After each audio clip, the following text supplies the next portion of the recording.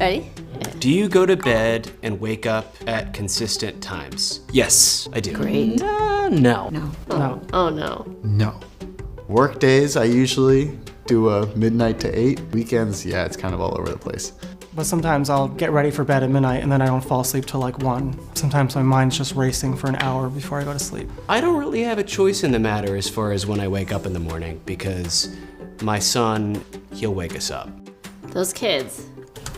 So consistency is actually really important, even weekdays and weekends. As much as you can get that consistent bedtime that you go to bed and wake up is really the best for your body. You can't really control if you get in bed and you can't fall asleep, but what you can control is the habits of things you do right before you get into bed and when you get up each morning. Creating that pattern will help make it more likely that when you get in bed, you'll fall asleep faster, as opposed to if you're doing something different every night before you get into bed. But listen, we all need to have a good night out and party, so as much as you can, keep to that consistent schedule, but also give yourself some time to have fun.